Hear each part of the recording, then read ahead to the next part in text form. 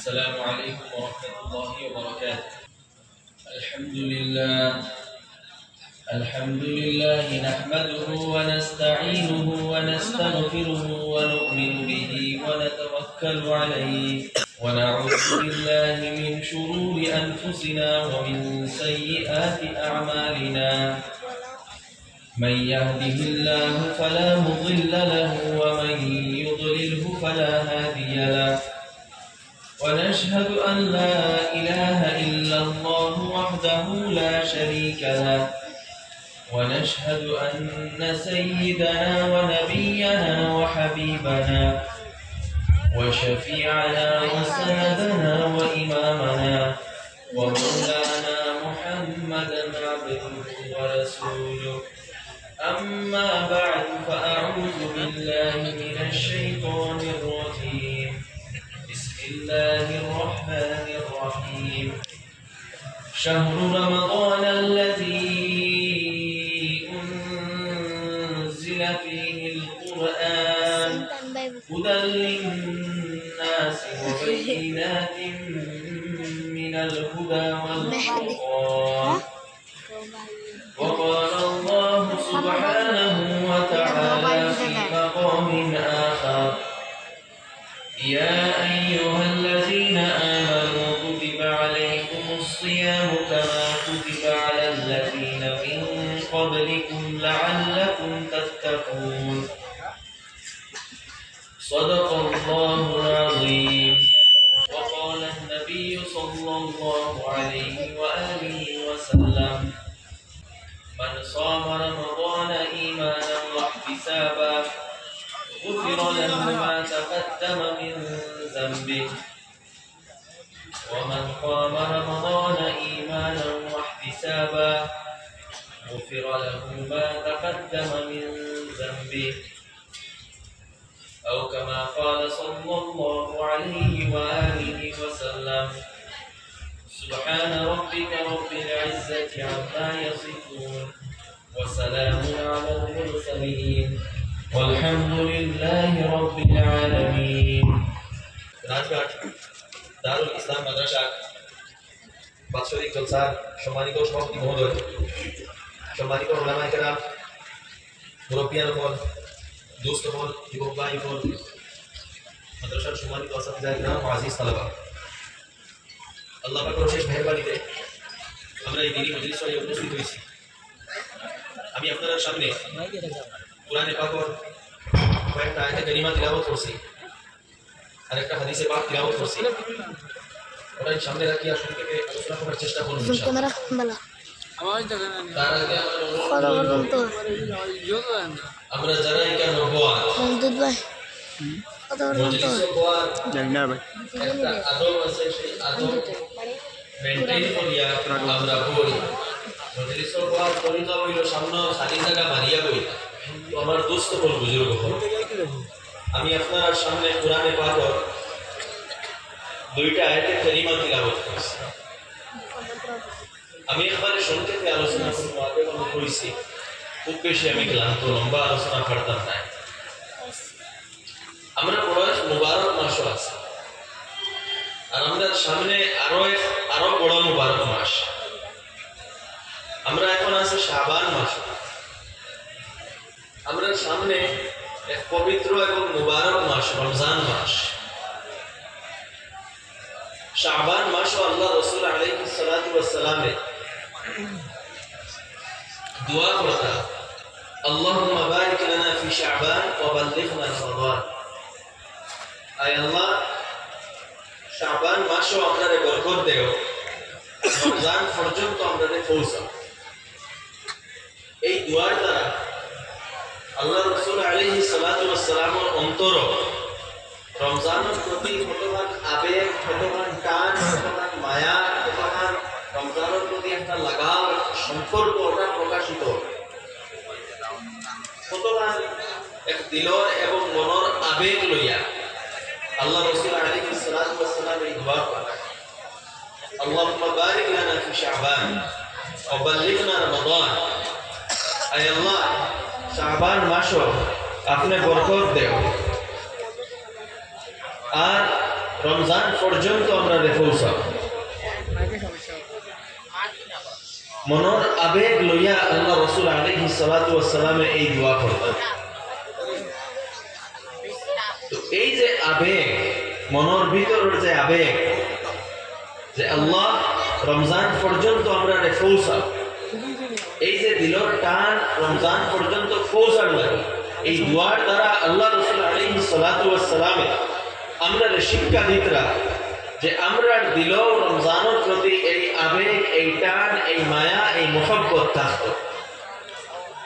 রমজানের প্রতি যে মানুষের দিল যত বেশি টান থাকত, যত বেশি মায়া থাকত, যে মানুষের রমজানের যত বেশি প্রস্তুতি নিব, ও মানুষের রমজানের বরকাত, রমজানের খেরাত, রমজানের রহমত ওগুলা থেকে ফায়দা উঠাইতে পারবে। এর লাগি রমজানের প্রস্তুতি নিতে লাগে। আর এই প্রস্তুতি কিভাবে নিতে লাগে রাসূলুল্লাহ সাল্লাল্লাহু আলাইহি ওয়াসাল্লামে আমরা শিখাইয়া দিয়েছেন। প্রস্তুতি নেওয়ার প্রথম তরিকা, আল্লাহ রাসূল আলাইহিস সালাতু ওয়াস সালাম যখন শাবান মাস শুরু হইতো, এই যে মাসে আমরা আছি, তার ইবাদতের পরিমাণ বাড়াই দিতেন, রমজানের ইবাদত বেশি করতে লাগে।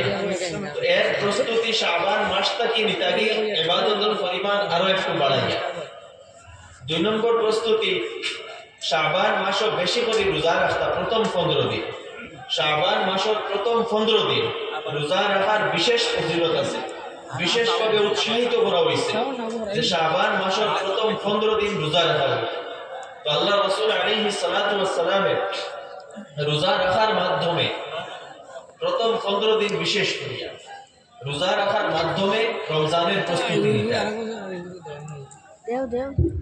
আর 3 নম্বরে এই দোয়া যে আল্লাহ শাবান মাসে বরকত দেও আর রমজান পর্যন্ত আমরা পৌঁছাব, একটা টান দিলর ভিতরে রইত। তো যারা নিজরে রমজানের লাগি প্রস্তুত করবে, যারা নিজরে রমজানের রহমত, রমজানের মাগফিরত, রমজানের নাজাত ওটা অর্জন করার যোগ্য বানাইব, এর লাগি নিজের প্রস্তুতি নিব, এর লাগি মেহনত করব, এরাও রমজানের রহমত পাইব, মাগফিরত পাইব, নাজাত পাইব। আর যারা গাফিল অবস্থায় থাকবো, যারা এই চিন্তাও থাকতো না যে সামনে রমজান আর রমজানের রহমত আমি লইতাম, মাগফিরত লইতাম, নাজাত লইতাম, গুনাহ মাফ করাইতাম, জীবন বদলিতাম, যার ভিতরে এই চিন্তাও থাকতো না, সে রমজানের কোনো বরকত, কোনো ফজিলত হাসিল করতে পারতো না। রমজানের বরকত লইতে হইলে প্রথমে রমজানের নিজরে উপযোগী বানাইতে লাগে।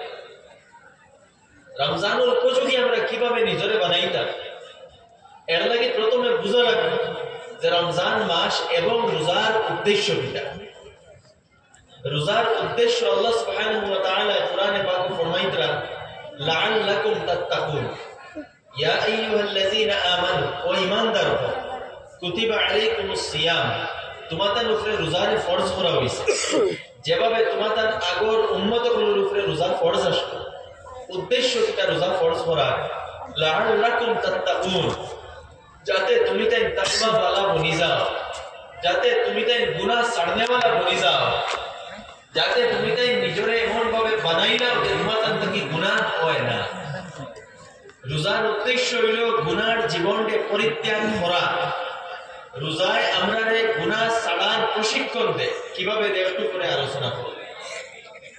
তো মূল কথা হইল গুনার জীবনকে পরিত্যাগ করা, নিজরে সংশোধন করা, নিজরে গুনাহ থেকে পবিত্র করা এবং নিজরে সঠিক রাস্তায় পরিচালিত করা, ভুল রাস্তা থেকে নিজরে দূরে সরাইয়া রাখা। ওভাবে আমরা রমজানের আগমনের প্রস্তুতি নিতাম, তওবার মাধ্যমে রমজানের প্রস্তুতি নিতাম। আমরা শাবান মাসটাকে তওবা করা শুরু করতাম। তওবার অর্থ কিতা? তওবার অর্থ নিজের জীবনকে সংশোধন করি লওয়া, নিজের জীবনকে পরিবর্তন করি লওয়া। নিজের জীবনে যে গুনাহ আসলো সেই গুনাহগুলারে জীবন থেকে বার করাইয়া ফেলাই দেওয়া, ওটার নাম হইল তওবা। তওবা একটা প্র্যাকটিক্যাল জিনিস, তওবা একটা প্র্যাকটিক্যাল আমল। খালি মুখে তওবা করছি হওয়ার নাম তওবা না। তওবা হইল প্র্যাকটিক্যাল একটা আমল, নিজের জীবনটাকে গুনাহ করলে বার করিয়া ফেলাই দেওয়ার নাম হইল তওবা। আপনার জীবনে যে গুনাহ থাকো, হয় নামাজ ছাড়িতা, এখন নামাজ ছাড়া বাদ দিলে এটা, হয় যাকাত ফাঁকি দিতা, এখন যাকাত ফাঁকি দেওয়া বাদ দিলে এটা, হয়তো মিছা মাতিতা, এখন মিছা মাতা বাদ দিলে এটা, হয়তো চোখ দিয়া গায়ের মাহরাম হল দেখতা, এখন এই গুনাহ বাদ দিলে এটা, হয়তো কান দিয়া মিউজিক শুনতা, মিউজিক শোনা বাদ দিলে এটা, হয়তো হারাম তরিকায় উপার্জন করতা, এটা বাদ দিলে এটা, হয়তো নিজের বোন ভাই মামু চাচা এরা লগে ঝগড়া এবং দরবার করতা এবং তারা লগে সম্পর্ক ছেদ করে দিতা, এটা বাদ দিলে এটা, হয়তো বনির হক আপনার তলে দাবাইয়া রাখা, ওগুলা দিলে এটা, হয়তো অন্যর জমিন আপনার তলে ঢুকাইয়া রাখা, ওটা দিলে এটা, ঘুষ খাইতা ওটা ছাড়ি দিতা, সুদ খাইতা ওটা ছাড়ি দিতা। এই গুনাহগারের জীবন পরিত্যাগ করার নাম হইল তওবা, নিজের সংশোধন করার নাম হইল তওবা, আল্লাহর লগে জুড়িয়া দেওয়া, আল্লাহর রাস্তায় ফিরিয়া আওয়া, আল্লাহর রাস্তায় প্রত্যাবর্তন করা, এর নাম হইল তওবা। কোরআনে পাকে আল্লাহ তাআলা ফরমাইতরা, ওয়াতুবু ইলাল্লাহি জামিআন আইয়ুহাল মুমিনুন লাআল্লাকুম তুফলিহুন। হে মুমিন হল, তুমি দেন আল্লাহর দিকে ঘুরিয়া আও। হে মুমিন হল, তুমি দেন যারা ভুল পথে চলডায়, গুনাহ করডায়, মিছা মাতরায়, চুরি করডায়, সুদ খারায়, মদ খারায়, ড্রাগস খারায়, বনির হক মারডায়, ভাই হক মারডায়, হারাম উপার্জন করডায়, সমাজ ঝগড়া করডায়, বিবাদ করডায়, হিংসা করডায়, বিদ্বেষ করডায়, যারা যেখান ভুল কাজ করডায় ওটা সব ছাড়িয়া আল্লাহর দিকে ঘুরিয়া আও, আল্লাহর দিকে প্রত্যাবর্তন করো, ওটা হইল তওবা। আল্লাহ তাআলা কইতরা সব গুনাহ কাজ ছাড়িয়া আল্লাহর দিকে ঘুরিয়া আও, নিজের সংশোধন করো, ওটা হইল তওবা। এটা যদি করো কিতা হইব, লাআল্লাকুম তুফলিহুন, তুমি তাই সফল হইবা। তো সফলতার ভিত্তি হইল নিজের পরিবর্তন করার উপরে, নিজের সংশোধন করার উপরে। আপনি নিজের বদলিবা, নিজের জীবন বদলিবা, নিজের আখলাক বদলিবা, নিজের ব্যবহার বদলিবা, নিজের আমাল বদলিবা, নিজের জীবন পরিবর্তন করবা, আপনি সফল হইবা।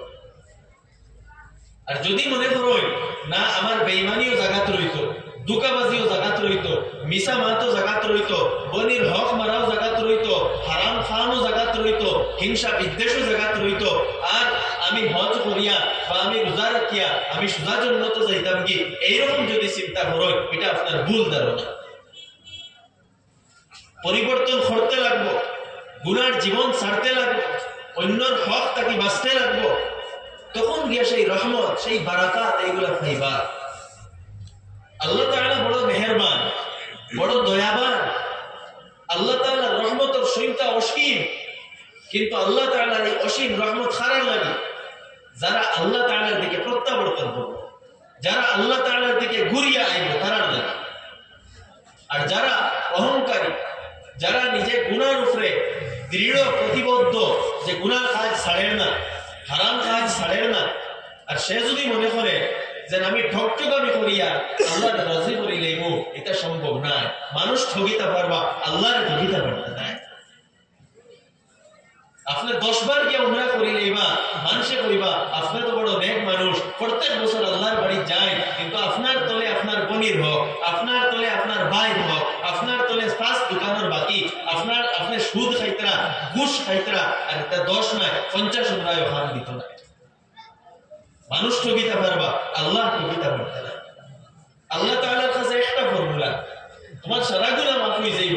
একটা কাম করো, কিতা তুবু ইলাল্লাহ, আল্লাহর দিকে ফিরিয়া, ওয়া আনিবু ইলা রাব্বিকুম ওয়া আসলিমু লাহু, তুমি তাই আল্লাহর দিকে ঘুরিয়া যাও আর আল্লাহর সামনে নত হয়ে যাও। আল্লাহ তাআলা ফরমাইছে, ইয়া ইবাদিয়াল্লাযিনা আসরাফু আলা আনফুসিহিম লা তাকনাতু মির রাহমাতিল্লাহ, যারা গুনাহ করতে করতে সীমা অতিক্রম করে লইছো, তুমি তাই আল্লাহর রহমত থেকে নিরাশ হইও না। আল্লাহ তাআলা সারা গুনাহ মাফ করিয়া দেয়।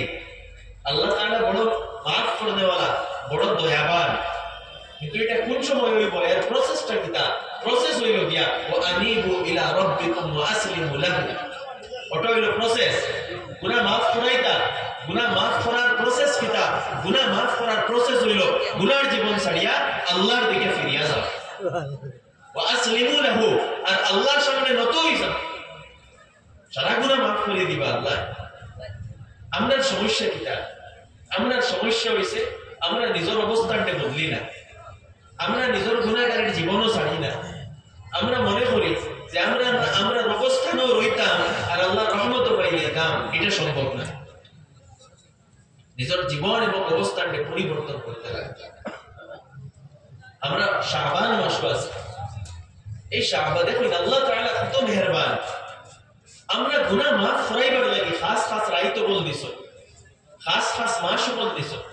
আমরা সামনে এক রাত, যে রাইতের হাদিসের মধ্যে কোয়া হইছে লাইলাতুল নিসফি মিন শাবান, ও আগামী কাল নাই, আগামী কাল হলো 14 শাবান। ও 14 শাবান মাগরিব পর থেকে শুরু হয়ে যাইব 15 শাবান। তো 15 শাবানের রাত ও আগামী কাল রাত যেটা আসবো, আগামী কাল যে রাত আইব এটা হলো 15 শাবানের রাত, অত্যন্ত ফজিলতওয়ালা রাত। রমজানের ঠিক আগে, ঠিক 15 দিন আগে আল্লাহ তাআলা বলে ফজিলতওয়ালা রাত দিছ। আপনি নিজরে পিউরিফাই করতা, পাক করতা, রমজানের লাগি নিজরে উপযোগী বানাইতা, গুনাহ খাজরে ছাড়িতা, তার লাগি এটা রাত দিছ। হাদিসের মধ্যে আছে আল্লাহ রাসূল আলাইহিস সালাতু ওয়াস সালাম ফরমাইতা ইযা কানাত লাইলাতুন নিসফি মিন শাবান ইত্তালা আল্লাহু আলা ইবাদি ইলা আখিরিল হাদিস। যখন শাবান মাসের মাঝখানের রাত আই যায়, জানে আমরা শবে বরাত হই আমরা ভাষায়, আল্লাহ তাআলা বান্দাগুলোর উপরে খাস রহমতের দৃষ্টি ডালে। এই রাতকুর আসল ফজিলত কিতা মাগরিবের শুরু থেকে লইয়া ফজরের আগ পর্যন্ত এই রাত আল্লাহ তাআলার খাস রহমতের দৃষ্টি বান্দাগুলোর উপরে থাকে। ফায়াগফিরু লিল মুমিনিন, যারা প্রকৃত ঈমানদার এরা মাফ করা হয়। কোন ঈমানদার গুনাহ করিলেইছে মাফ চাইলেইছে আল্লাহর কাছে যে আল্লাহ আর গুনাহ করতাম না, আল্লাহ এই রাত মাফ করিয়ে দিলেইবা। এরপরে আরো থোড়া আগে এই হাদিসের মধ্যে দেখো যে মাফি খারাপ পাইতা নাই, তো মাফি পাইতা নাই খারাপ ইল্লা লিমুশরিক, মুশরিক যারা শিরকি গুনাহ করছে এরা কোনো মাফি পাইতা নাই।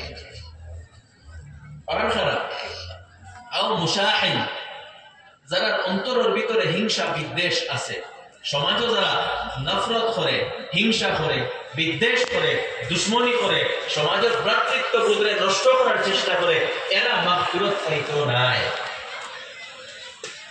আরো কিছু উলামা ইকরাম বলে লেখছে যে যারা মদ পানকারী এরা মাগফিরাত পাইতো নাই, যারা মা বাবার নাফরমান এরা মাগফিরাত পাইতো নাই। ওলা আরো কিছু জিনিস দেখাচ্ছে। এইগুলা থেকে এই কথা থেকে একটা কথা আমরা বুঝলাম, এরা মাফি খানে পাইতো না। মাফি পাইতো না এই অর্থে নাই যে আল্লাহ মাফ করিয়া দেন না। মাফি না পাওয়ার কারণ হইল যে এই গুনাহ হে ছাড়ের না, এই গুনাহ না ছাড়ার অবস্থায় আছে, যার কারণে মাফ পান। আমিও কথা বুঝাইতাম স্যার, আল্লাহর রহমত এবং মাগফিরাত পাইতে হইলে আল্লাহর নাফরমানি আপনার ছাড়া লাগবে। আপনি নাফরমানির উপরেও থাকতা আর আল্লাহর রহমতও পাইতা, এখান সম্ভব নাই। আল্লাহর নাফরমানি থেকে বারইতে লাগবে, অন্তরটা হিংসা বিদ্বেষ থেকে পাক করা লাগবে। কেউ মদ পানকারী মদ পান করা পরিত্যাগ করতে লাগবে, কেউ অন্য গুনার মধ্যে লিপ্ত সেই গুনাহ ছাড়তে লাগবে, কেউ সমাজে খালি দরবার লাগায়, ঝগড়া লাগায়, হিংসা এবং বিদ্বেষ ছড়াইয়া দেয়, তার এটা কাজ থেকে বিরত হইতে লাগবো, আল্লাহর কাছে তওবা করতে লাগবো, তখন মাফ পাইব।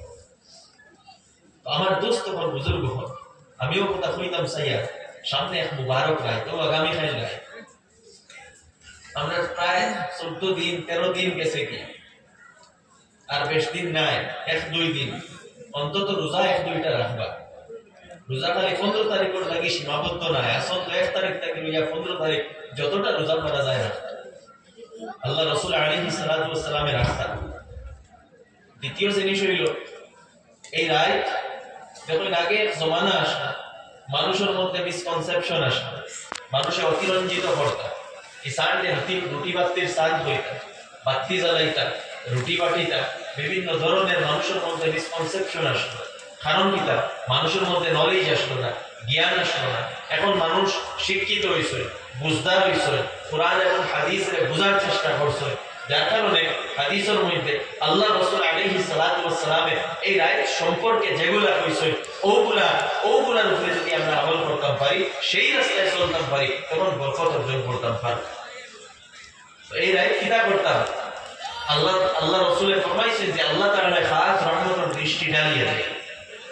এর মানে মাগরিবের পর থেকে আপনি নফল ইবাদত লাগি যাই, দুয়ার মধ্যে লাগি যাইতা, তিলাওয়াত রাখতা, আওয়াবিন পড়িতা, বেশি করে তিলাওয়াত করতা, সালাতুত তাসবিহ নামাজ পড়িতা, রাত তাহাজ্জুদের নামাজ পড়িতা, বিভিন্ন নফল নামাজগুলো পড়িতা, যেগুলা যতক্ষণ আপনি পারেন, কোনো নির্দিষ্ট নামাজ নাই, আপনার ইচ্ছা মতো যত নামাজ আপনি চাই আপনি পড়িতা, সাদকা খায়রাত করতা, ওগুলা আমরা করতাম, ওগুলা আপনার দায়িত্ব। আর প্রতিজ্ঞাবদ্ধ হইতাম যে আল্লাহ আপনি বড় মুবারক রাইট দিছ, আমরা গুনেহগার হওয়ার লাগি তো দিছ, আমরা গুনেহগার হলে তো আমরা জীবন বদলিবার লাগি দিছ, আয় আল্লাহ আমরা জীবন বদলি লইতাম বলে একটা প্রতিজ্ঞাবদ্ধ হইয়া সেই রমজানের দিকে আপনি অগ্রসর হইতা, ও কারণে রাইতে হইছে। তো আমার দোস্ত রমজানের লাগি নিজের এইভাবে প্রস্তুত করুক। এরপরে সামনে যে রমজানুল মুবারক, তো আমি আয়াত পড়িস না, রমজানুল মুবারক আল্লাহ তাআলা কোন কারণে রোজা আমাদের উপরে ফরজ করছে? রোজা ফরজ হওয়ার উদ্দেশ্য হওয়া হয়েছে লাআল্লাকুম তাত্তাকুন, যাতে তুমি তাই গুনাহ ছাড়িয়ে দেও, তুমি তাই তাকওয়াওয়ালা বনি যাও। রোজার উদ্দেশ্য মানুষের তাকওয়াওয়ালা বানানি, মানুষের তাকওয়ার প্রশিক্ষণ দেওয়া। রোজায় কিভাবে তাকওয়ার প্রশিক্ষণ দেয়? দেখুন, রমজান মাস রোজা অবস্থায় আমরা খাওয়া ছাড়িয়ে দিই, আমরা জল পান করা ছাড়িয়ে দিই, আমরা স্ত্রীর লোকে নিরামিষা ছাড়িয়ে দিই। হালে কি কোনোটা জিনিস হারাম নাই, না জায়েজ নাই, সবগুলা হালাল জিনিস, কিন্তু আমরা ছাড়িয়ে দেই সকাল থেকে লইয়া সন্ধ্যা পর্যন্ত। কোন কারণে ছাড়ি? আল্লাহ তাআলা না করছেন ও কারণে ছাড়ি, আল্লাহ তাআলা নিষেধ করছেন ও কারণে ছাড়ি, যে সকাল থেকে সন্ধ্যা পর্যন্ত তুমি তাই খাইও না, জল পান করিও না, স্ত্রীর লগে মিলামিশা করিও না। আল্লাহ তাআলা নিষেধ করছেন, যার কারণে এই কাজগুলা আমরা ছাড়িয়ে দেই। তো রোজার উদ্দেশ্য হইল, রোজার মেসেজ হইল যে আল্লাহ তাআলা নির্দেশ এবং হুকুমের কারণে হালাল জিনিসরেও আমরা ছাড়িয়ে দিয়া বাকি 11 মাস সেই আল্লাহর হুকুমের কারণে হারাম এবং নিষিদ্ধ জিনিসরেও আমরা বর্জন করতাম। ওটা হইল রোজার মেসেজ, যে আল্লাহ তাআলা নির্দেশের কারণে হালাল জিনিস আমরা ছাড়িয়ে দিয়া, খাওয়া ছাড়িয়ে দিয়া, জল পান করা ছাড়িয়ে দিয়া, স্ত্রীর লগে সম্পর্ক ছাড়িয়ে দিয়া, সেই আল্লাহ তাআলার নির্দেশের কারণে বাকি 11 মাস আমরা মিছামাতা ছাড়িয়ে দিতাম, দুকাবাজি ছাড়িয়ে দিতাম, অন্যের হক মারা ছাড়িয়ে দিতাম, নমাজ ছাড়িয়ে দিতাম, মা বাবার লগে দুর্ব্যবহার করা আমরা ছাড়িয়ে দিতাম, অন্য গুনাহ করা ছাড়িয়ে দিতাম, সুদ খাওয়া ছাড়িয়ে দিতাম, মদ খাওয়া ছাড়িয়ে দিতাম, অন্যরে কষ্ট দেওয়া ছাড়িয়ে দিতাম, অন্যের উপরে জুলুম করা ছাড়িয়ে দিতাম, অন্যরে গালি দেওয়া ছাড়িয়ে দিতাম, বেঈমানি ছাড়িয়ে দিতাম, আমানত ও খেয়ানত ছাড়িয়ে দিতাম, করাপশন ছাড়িয়ে দিতাম, দুর্নীতি ছাড়িয়ে দিতাম। সেই আল্লাহর নির্দেশের কারণে বাকি 11 মাস এই সব গুনাহ কাজ আমরা ছাড়িয়ে দিতাম। ওটা হইল রোজার মেসেজ, ওটা হইল লাআল্লাকুম তাত্তাকুন। ওটা রোজায় আমাদের শিক্ষা দেয়। একবার চিন্তা করুন, এখন তো আপনার কিছু শীতল দিনও রোজা আছে, আজ থেকে 4-5 বছর আগে রোজার মধ্যে অনেক গরম আসলো। সেই গরমের সময় যখন দিনও লম্বা আসলো, রোজা মাসও খুব বেশি জলের পিপাসা লাগত, বিশেষ করে নদীর মাঝে যখন খামন করা হইত তখন খুব বেশি জলের পিপাসা লাগত। তখন কোনো মানুষ তার গরু ঢুকছে, গরু ঢুকিয়া তার সামনে ওলা জলের বোতল বা জলের গ্লাস রাখা আছে, দরজা বন্ধ, কোনো মানুষে দেখেন না, কিন্তু এই অবস্থায় জলের পিপাসা লাগছে, কোনো মানুষে এই জলের গ্লাস বা বোতল লইয়া খেয়েও দেখেন না, এর বাদেও এই তৃষ্ণা মিটাইবার লাগে খেয়েও 1 পিয়াস জল পান করেন না। কারণ কিটা? কারণ হইল যে এই মানুষের দিল এই কথা আছে যে আমার আল্লাহ আমারে দেখতরা, যদিও কোনো মানুষে আমারে দেখেন না, একমাত্র আল্লাহ তাআলা আমারে দেখতরা। যদিও আমি একলা ঘরের ভিতরে মানুষে আমারে দেখেন না, আল্লাহ আমারে দেখতরা, তাই ধরে লইবা। যার কারণে জলের পিপাসা, জলের তৃষ্ণা থাকা সত্ত্বেও, গরম থাকা সত্ত্বেও সেই মানুষে তার জল পান করে না।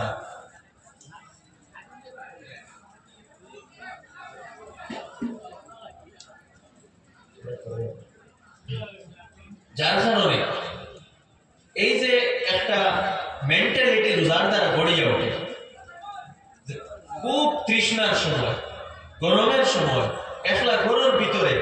জল সামনে এর বাদে একজনে মানুষের জল পান করেন না, কারণ কিতা আল্লাহ তাআলা দেখতরা এই মেন্টালিটি ওটা রোজায় গড়িয়া দেয়। এই মানসিকতা আমরা গড়িয়া উঠতো। আর বাকি 11 মাস আর রমজান মাসও প্রত্যেক কাজ করার আগে আমরা এই কথা চিন্তা করতাম যে আমি যে এই কাজ করিয়া এখান তো আল্লাহ তাআলা দেখতরা, আমি আমার আল্লাহর সামনে গিয়া কিতা জবাব দিব। মিশা মাতিবার আগে ওখান চিন্তা করতাম আমার আল্লাহ তো দেখতরা, বলির হক মারার আগে ওখান দেখতা যে আমার আল্লাহ তো আমারে দেখতরা, আমারে দলিল এইবার। অন্যরে দুঃখ দিবার আগে, অন্যর লোকে বেঈমানি করার আগে আপনি আগে দেখতা, সুদ খাবার আগে আপনি ওখান চিন্তা করতা আমার আল্লাহ তো আমারে দেখতা। আত্মীয়তার সম্পর্ক ছিন্ন করার আগে, সমাজের ঝগড়া এবং বিবাদ করার আগে, গালিগালাজ করার আগে আপনি ওখান চিন্তা করতা যে আমার আল্লাহ তো আমারে দেখতরা, দলিল। এই যে একটা চিন্তাধারা, এই যে মেন্টালিটি, এই মানসিকতা, এটা আল্লাহ তাআলা আমরা রমজানের মাধ্যমে ওটার প্রশিক্ষণ দিতরা। ওটা হইল লাআল্লাকুম তাত্তাকুন। রমজান মাস হইছে গুনাহ ছাড়াইবার লাগি। আল্লাহ রাসূল আলাইহিস সালাতু ওয়াস সালাম ফরমাইছেন ওয়া শাহরুস সাবরি ওয়াস সাবরু সাওয়াবুল জান্নাহ। এই রোজা মাস হইল সবরের মাস, ধৈর্যের মাস, সংযমের মাস। রোজায় মানুষকে ধৈর্য শিখায়, সংযম শিখায়, টলারেন্স, প্যাশেন্স ওটা শিখায়। আর ধৈর্যের পরিণতি এবং ধৈর্যের প্রতিদান কিতার জন্য। আর সবর এমন একটা গুণ, যে মানুষের ভিতরে সবর এই গুণ আই গেছে, সেই মানুষ প্রকৃত অর্থে দিনদার হইতে হবে, সেই মানুষ প্রকৃত অর্থে ইমানদার হইব। সবর হইল গিয়া সব ধরনের উত্তম চরিত্রের বেশি। সবর যার ভিতরে আছে সে উত্তম চরিত্রবান হইব, যার ভিতরে সবর নাই সে উত্তম চরিত্রবান হইতে পারত না। এই সবরের অর্থ কিতা? আমরা অনেক সবরের অর্থ বুঝি না। মুফাসসিরিন একরাম হলে বিভিন্ন অর্থ লেখছে। সবরের এক অর্থ হইল যে নেক কাজ করতে সময়, ভালো কাজ করতে সময় অনেক সময় নিজের আরাম এবং নিজের স্বার্থের লগে কম্প্রোমাইজ করা লাগে। এই কম্প্রোমাইজ আপনি করতা সেই ভালো কাজ করার লাগে, এই কম্প্রোমাইজ করতে আপনার যে একটা কষ্ট হইব ওটার উপরে ধৈর্য রাখা হইল সবর।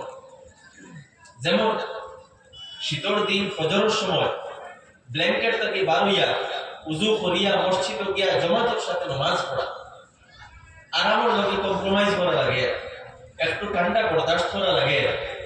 আল্লাহ তাআলার হুকুমে আদায় করার লাগে আপনি নিজের এই স্বার্থ, নিজের এই যে একটা আরাম ওটারে কুরবানি দিতরা, ওটারে আপনি ছাড়িতরা এবং আল্লাহর হুকুমে প্রাধান্য দিতরা। এই আল্লাহর হুকুমে প্রাধান্য দিতে গিয়া আপনি যে কিছু জিনিস বরদাস্ত করতরা, ওটা হইল সবর। এইভাবে সবরের আরেক অর্থ হইল গুনাহ কাজের সুযোগ থাকা সত্ত্বেও গুনাহ কাজ না করা, গুনাহ কাজ থেকে নিজরে আটকাইয়া রাখা, যেটা সবরুন আনিল মাসিয়া কোয়া হয়। গুনাহ কাজ থেকে নিজরে আটকাইয়া রাখা, দূরে সরাইয়া রাখা। যেমন কোন যুবকরে কোন মেয়ে প্রপোজ করছে, আমার লগে হারাম রিলেশনশিপ আও, আর সেই যুবকে যদি এই কুপ্রস্তাব প্রত্যাখ্যান করে হযরত ইউসুফ আলাইহিস সালামের মতো হয় মাআযাল্লাহ আমি আল্লাহর পানা চাইয়া, সেই যুবকে যদি হয় ইন্নী আখাফুল্লাহ আমি আল্লাহরে ডরাই, আমি এই কুপ্রস্তাব গ্রহণ করতাম না, আমি হারাম রিলেশনশিপও যাইতাম না, আমি নাজায়েজ রিলেশনশিপও যাইতাম না, জিনার রাস্তায় যাইতাম না, নির্লজ্জতার রাস্তায় যাইতাম না, এই সুযোগ থাকা সত্ত্বেও, গুনার রাস্তায় যাওয়ার সুযোগ থাকা সত্ত্বেও এক যুবকে এই যে নিজরে আটকাইয়া রাখছে, গুনাহ যাইতে দিছে না, ওটা হইল সবর। এইভাবে মনে করেন হারাম মাল উপার্জন করার সুযোগ আছে, এমন সুযোগ আছে যে কোটি টাকা হারাম উপার্জন করিয়া কামানি যাইব, হারাম তরিকায়, নাজায়েজ তরিকায় কোটি টাকা কামানি যাইব। কিন্তু এই কোটি টাকা কামানির সুযোগ যেহেতু এটা হারাম প্রত্যাখ্যান করে দিছে, যে আমার হারাম লাগতো না, আমি গরিব থাকবো, আমি ফকির থাকবো, হারাম পয়সা দিই, আমি মালদার বলতাম না, এই যে হারাম যাওয়া তাকে নিজের নফসরে আঠাইয়া রাখছে, ওটা হইল সবর। গুসার সময় গুসা উঠে গেছে, কারণে গালি দিত, ও গালি দিত না, নিজের কন্ট্রোলের মধ্যে রাখবো, আটকাইয়া রাখবো, ওটা হইল সবর। এইভাবে এটা হইল আরেক। 3 নম্বর, বিভিন্ন চ্যালেঞ্জের মোকাবেলা করতে গিয়া নিজের মজবুতির সাথে জমাইয়া রাখা, কাপুরুষ না বলা, বাকিয়া ফসেদি না যাওয়া, চ্যালেঞ্জের মোকাবেলা করা, এক জায়গা টিকিয়া জমিয়া আল্লাহর উপরে ভরসা করিয়া বড় থেকে বড় চ্যালেঞ্জ, সেই চ্যালেঞ্জের মোকাবেলা করা, ওটা হইল সবর। তাই যত ঘাত প্রতিঘাত হোক, যত মুসিবত হোক, যত বিপদ হোক, জেল হয়ে যাও, চাকরি যাও, কি আর কোনো বিপদ হয়ে যাও, দিনের স্বার্থে এই ঘাত প্রতিঘাত বরদাস্ত করার যে মানসিকতা, ওটা হইল সবর। তো সবর একটা ব্যাপক অর্থে ব্যবহৃত হয়। এই ব্যাপক অর্থটা আমরা বোঝার চেষ্টা করতাম। সবর এমন একটা গুণ, প্যাশেন্স, টলারেন্স, নিজের আবেগের বশীভূত হইয়া কাজ না করা, বুঝি শুনি কাজ করা, ইমোশনাল ডিসিশন না নেওয়া, যে কোনো কাজে বুঝি শুনি করা, যুক্তিভিত্তিক করা, এভিডেন্সের উপরে বেসড আপনি কোনো সিদ্ধান্ত নেওয়া, কোনো কাজ করা, আবেগের উপরে কোনো ডিসিশন না নেওয়া, ইমোশনালি কোনো সিদ্ধান্ত না নেওয়া, বুঝি শুনিয়া ডাটার উপরে বেস করিয়া জীবনের প্রত্যেকটা ব্যাপারে, খালি নমাজের ব্যাপারে না, খালি বিয়া শাদীর ব্যাপারে না, প্রত্যেকটা ব্যাপারে জীবনের যে কোনো সিদ্ধান্ত বুঝি শুনি নেওয়া। আপনি বুট হারে দিতা, ওটাও বুঝি শুনি দেওয়া। আপনি পলিটিক্স কিভাবে করতা, বুঝি শুনি করা। জীবন প্রত্যেকটা ব্যাপার বুঝি শুনি করা, ওটা হইল সবর। ইমোশনাল ইন্টেলিজেন্স নিজের বানাই দেওয়া, আজকাল ভাষায় যেটা ইমোশনাল ইন্টেলিজেন্স হওয়া। এই সবরের শিক্ষা দেয় আমরা রমজানে, এই সবরের শিক্ষা দেয় আমরা রোজায়। রোজা যখন আপনি রাখবা, এই রোজায় আপনার গুনাহ ছাড়ার মানসিকতা শিখাইব, রোজায় আপনার সবরের প্রশিক্ষণ দিব, কিভাবে নিজের আটকাইয়া রাখতা। আপনার পেটে ভুক লাগছে, খানির প্লেট ফ্রিজের ভিতরে আছে, আপনি ফ্রিজ খুললে খানি পাইতরা, জুস পাইতরা, এরপরে ওইগুলো আপনি খাইতরা না। কোন কারণে? আল্লাহর নামে আপনি রোজা রাখছেন, ও কারণে আল্লাহর ডরাইয়া খাইতরা না। এই যে একটা প্রশিক্ষণ, এই প্রশিক্ষণটা বাকি 11 মাস আপনি কাজে লাগাইতা। আপনার প্রত্যেকটা বিভাগে, জীবনের প্রত্যেকটা বিভাগে এটারে আপনি কাজে লাগাইতা। ওটা হইল গিয়া রমজানের শিক্ষা, ওটা হইল লাআল্লাকুম তাত্তাকুন, ওটা হইল হুয়া শামরুস সাবর। আমার দোস্ত ও বুজুর্গ, রমজানের এই মেসেজ ওটা আমরা লইতাম, রমজানের এই বার্তা ওটা আমরা জীবনে বাস্তবায়িত করতাম। তখন আমরা রমজানের রহমত পাইব, মাগফিরাত পাইব, জাহান্নাম থেকে মুক্তি পাইব। আল্লাহ তাআলা আমরার মতো গুনাহগার হলোর লাগি এই মাস দিছে।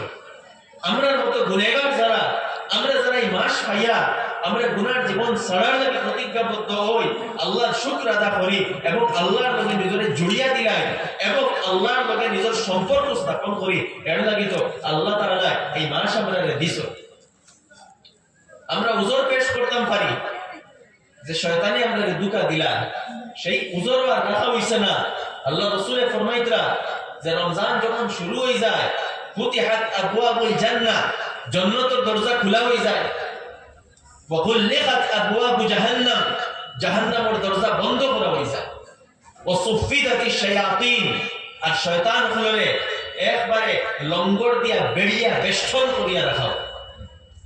তখন আর কেউ এই উজর পেশ করতে পারতো না যে আমরা রে শয়তানে পথ ভ্রষ্ট করিলা।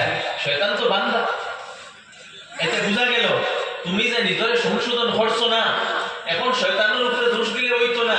শয়তান তো আল্লাহ বান্দিয়া রাখি দিছে, এর বাদে খেলে সংশোধন করলাই না, খেলে গুনাহ থেকে তওবা করলাই না, খেলে গুনার জীবন ছাড়লাই না। বোঝা গেল শয়তানের উপরে দোষ দিলে হইতো না, শয়তান তো বান্দিয়া রাখা।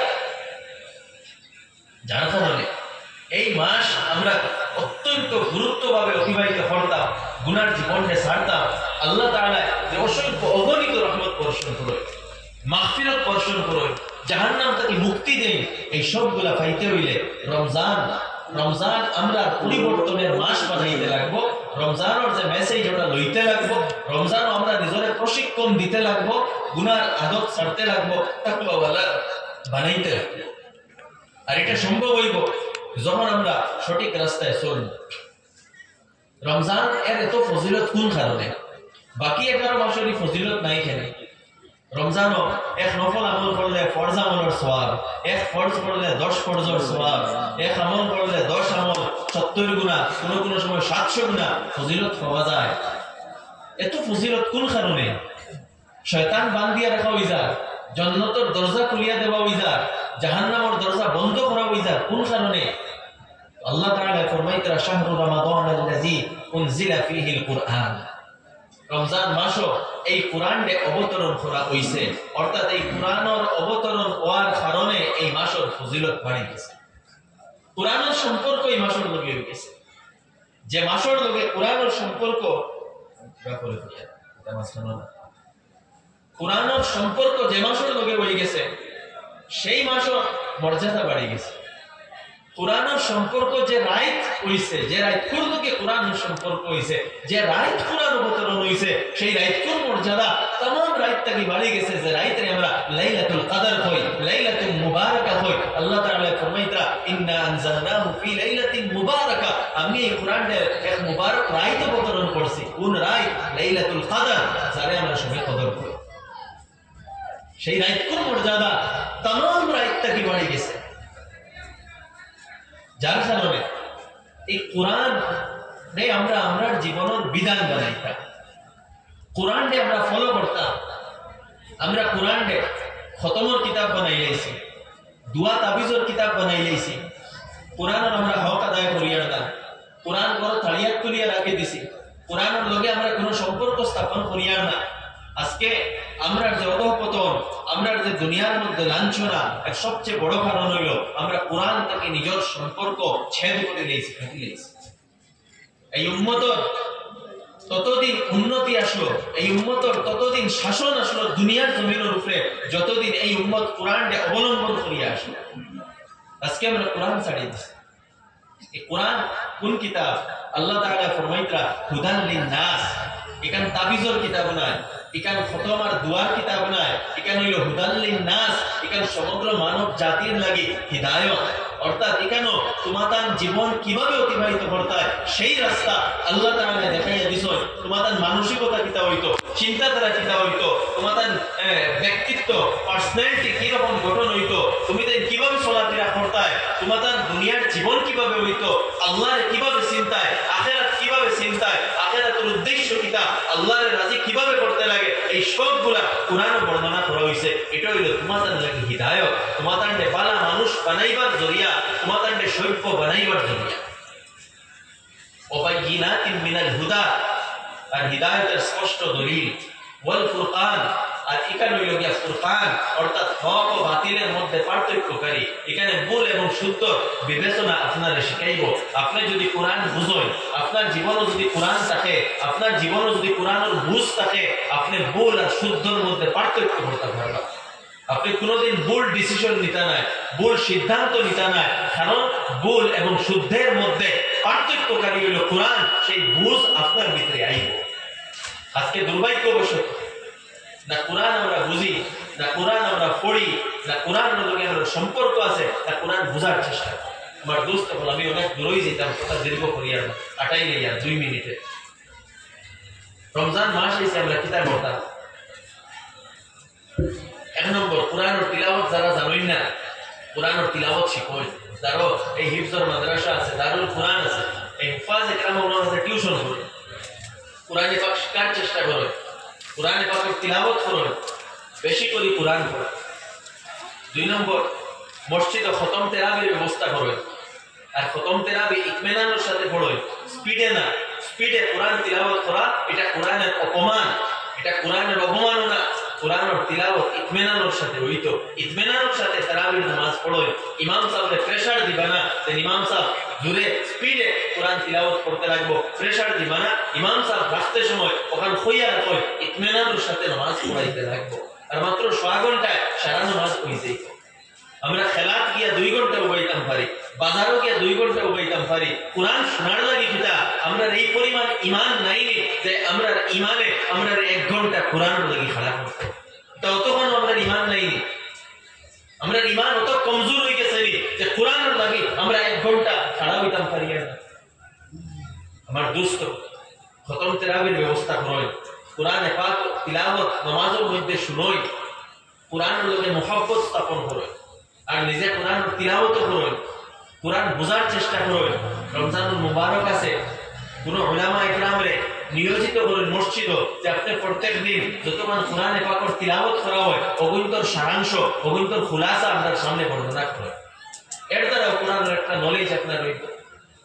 আর মসজিদ দাইমি ভাবে অন্তত মাসিক হোক আর সাপ্তাহিক হোক দর্শে কোরআনের আয়োজন করো, যাতে আমরা সাধারণ মানুষ আইয়া কোরআন বুঝতাম। তো আমার দুস্থ কোরআনের লগে সম্পর্ক স্থাপন করো। এরপরে তারাবির নামাজ পড়ে সময়ের ওয়েস্ট না করিয়া রাইত হয়ে ঘুমাই আর নাই আল্লাহর ইবাদত করো। আর সেহরির সময় 15-20 মিনিট আগে উঠি যাইবা, যে টাইম উঠটা 15 থেকে 20 মিনিট আগে উঠি যাইবা। দেখো আল্লাহ তাআলার দয়া মায়া রহমত, সারা বছর আমরা তাহাজ্জুদ পড়িতাম পারি না, আর রমজান মাসও আল্লাহ তাআলা তাহাজ্জুদ পড়ার এক সুবর্ণ সুযোগ আমরা দিছ। এর চেয়ে বড় বদবখত খেয়ে হইব যে রমজানের মতো মাস পাইয়াও তাহাজ্জুদ পড়িল না। বাকি 11 মাস আমরা ঘুমাই যাই, অসুবিধা নাই, তাহাজ্জুদের নামাজ কোনো ফরজ নাই। কিন্তু রমজান মাস পাইয়া যদি আল্লাহ তাআলা যে সময় ডাকিতরা ও প্রথম আসমানো আল্লাহ তাআলা তার তাওজ্জু ডালিয়া ডাকিতরা যে আসলি কোন গুনাহগার আও আমার গেছে আমি maaf করিয়া দিমু, কেউর কিছু খুঁজিবার আসেনি খুঁজো আমি তোমাকে দান করব। যখন আল্লাহ তাআলা এই আসমান থেকে আওয়াজ লাগাইতরা আর রমজান মাসও আমরা সেহরি থেকে উঠিছি এবং এর বাদেও যদি আমরা তাহাজ্জুদ পড়ি না আর আল্লাহর কাছে কান্দি না, আমরা তাকে বদবখতার হইব।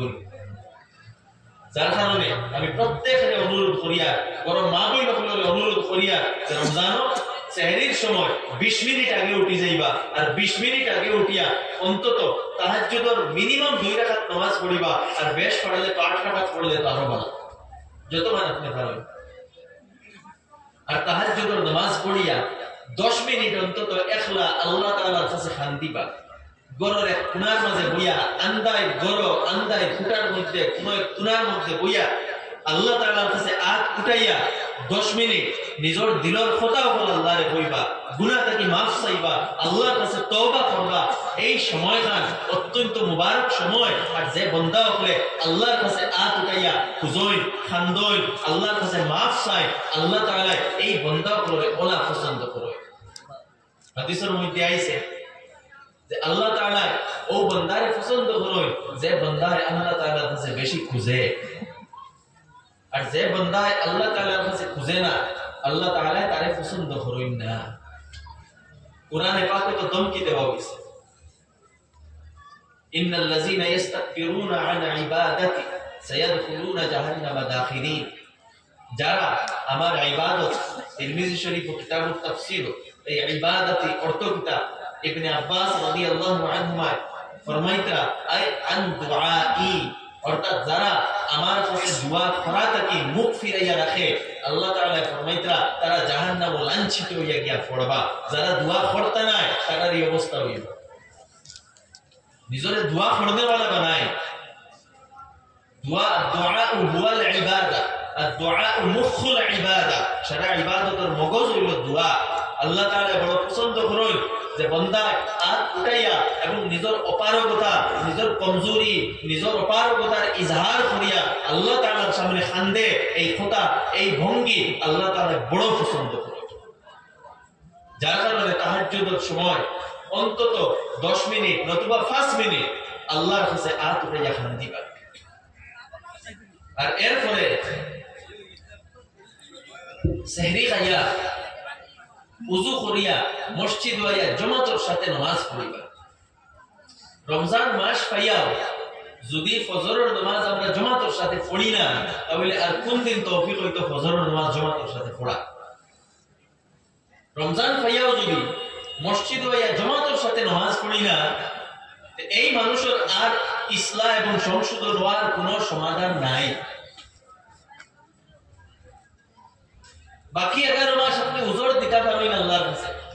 আল্লাহ ঘুমাই গেছে না, চোখ লাইট গেছে, উঠতাম পারছি না, আল্লাহ কবুল করি লাইবা, মানি লাইবা, মানা যায়।